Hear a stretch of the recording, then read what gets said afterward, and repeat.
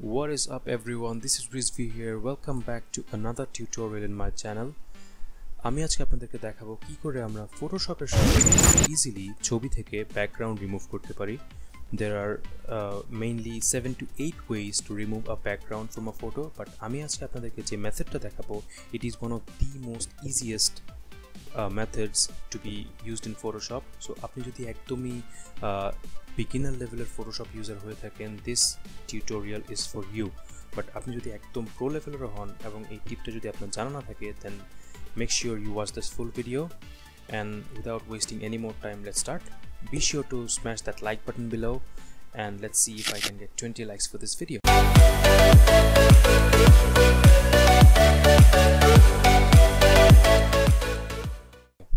Okay, so আমি আজকে আপনাদেরকে যে ছবিটা দিয়ে ব্যাকগ্রাউন্ড রিমুভ করা দেখাবো সেটা হচ্ছে এই ছবিটা.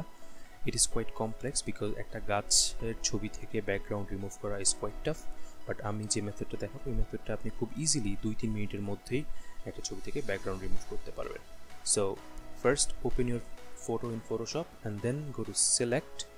এই অপশনটাতে যাব আমরা. সিলেক্ট থেকে গিয়ে কালার রেঞ্জ অপশনটাকে সিলেক্ট করব. কালার রেঞ্জটাকে সিলেক্ট করার পর দেখতে পাবেন যে একটা ডায়ালগ বক্স ওপেন হয়েছে এবং কার্সারটা অনেকটা একটা আই ড্রপারের মতো বা ড্রপারের মতো আইকনে ট্রান্সফর্ম হয়ে গিয়েছে. নাও এটা যদি আমি গাছের যে কোনো একটা অংশে নিয়ে ক্লিক করি, আপনারা দেখতে পাচ্ছেন এখানে প্রিভিউ অংশটাতে কিছু চেঞ্জ হচ্ছে. আমি যদি আবার এখানে ক্লিক করি, আবার দেখতে পাচ্ছেন কিছু চেঞ্জ হচ্ছে. এটার মানে হচ্ছে এই আই ড্রপার টুলটা আমি যেখানে ক্লিক করব ওইটা নিচে যেই কালারটা থাকবে ওই কালারের যতগুলো অবজেক্ট ওই ডকুমেন্টের মধ্যে আছে সে ওই কালারটাকে সিলেক্ট করে নেবে পুরো ডকুমেন্ট থেকে. সো আমরা যেহেতু পুরো গাছটাকে সিলেক্ট করতে যাচ্ছি, আমাদের এখানে 3 থেকে 4টা কালার সিলেক্ট করতে হবে. এই লাইট গ্রিনটাকে সিলেক্ট করতে হবে, এই ডার্ক গ্রিনটাকে সিলেক্ট করতে হবে, এই গাছের গুড়ির কালারটাকে সিলেক্ট করতে হবে, রাইট? সো যেহেতু 3-4টা কালার সিলেক্ট করতে হবে, আমরা আমাদের কিবোর্ডের শিফট বাটনটা প্রেস করে রেখে যদি শিফট বাটনটা প্রেস করে রাখি, আমরা দেখতে পাচ্ছি যে আই ড্রপারের পাশে একটা প্লাস সাইন দেখা দিচ্ছে. সো শিফট প্রেস করে রেখে আমরা একটু লাইট কালারের এই পাতাগুলোতে ক্লিক করব. দেন আমরা একটু ডার্ক কালারের পাতার দিকে ক্লিক করব, এদিকটা একটু ক্লিক করব অ্যান্ড গাছের গুঁড়িটাতে ক্লিক করব. আমরা শিওর হতে যাচ্ছি যে আমরা যেন সবগুলো কালার নিয়ে নেই. ওকে, দেন আমরা এই ফাজিনেস যে অপশনটা আছে এই অপশনটাকে 100-র কাছাকাছি রাখবো. 100-র চেয়ে খুব বেশি যদি দূরে নিয়ে যাই, আমরা দেখতে পাচ্ছি যে আশপাশটা একটু বেশি ফ্যাকাশে টাইপ হয়ে যাচ্ছে. এটার মানে হচ্ছে এই আশপাশে যে সাদা কালারটা আছে সিলেকশনের মধ্যেই সাদা কালারটাও চলে আসছে, বাট আমরা সেটা চাচ্ছি না. এজন্য আমরা এটাকে 100-র কাছাকাছি রাখবো.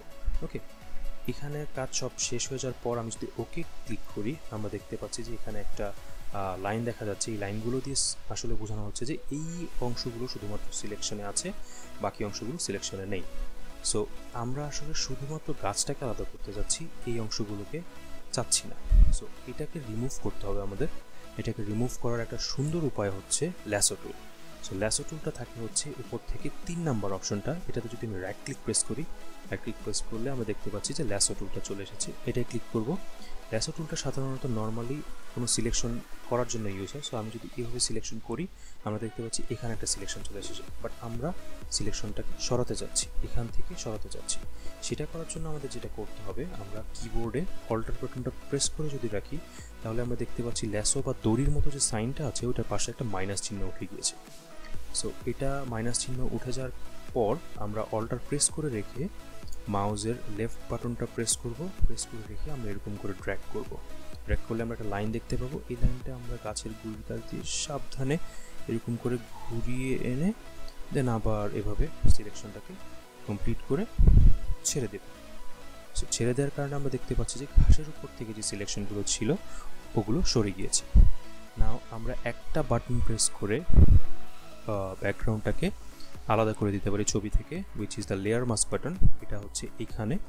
আমরা যদি এটাতে একটা ক্লিক করি, ক্লিক করার কারণে আপনি দেখতে পাচ্ছেন যে ব্যাকগ্রাউন্ডটা সরে গিয়েছে. বাট আমরা যে সিলেকশনটা করেছি সিলেকশনটা 100% পারফেক্ট হয়নি. আমি যদি জুম ইন করি, আপনারা দেখতে পাবেন যে এই জায়গাগুলো দেখা যাচ্ছে এখনও ট্রান্সপারেন্ট লাগছে.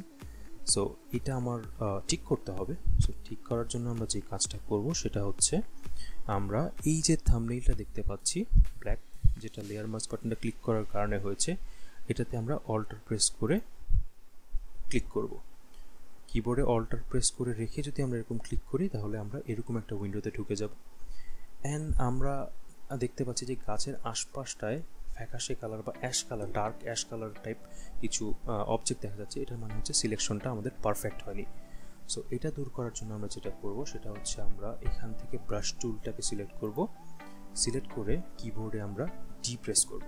সো ডি প্রেস করলে হয় যেটা, সেটা হচ্ছে যদি আপনার এখানে কোনো ডিফারেন্ট কালার সিলেক্ট করা থাকে, ডি প্রেস করার কারণে ফোরগ্রাউন্ড কালারটা হোয়াইট হয়ে যাচ্ছে, ব্যাকগ্রাউন্ড কালারটা ব্ল্যাক হয়ে যাচ্ছে। সো ডি প্রেস করে আমরা এই বাটনটায় চাপ দিব। এই বাটনটা চাপ দেওয়ার কারণে আমরা এখানে ব্ল্যাক কালারটা পাচ্ছি।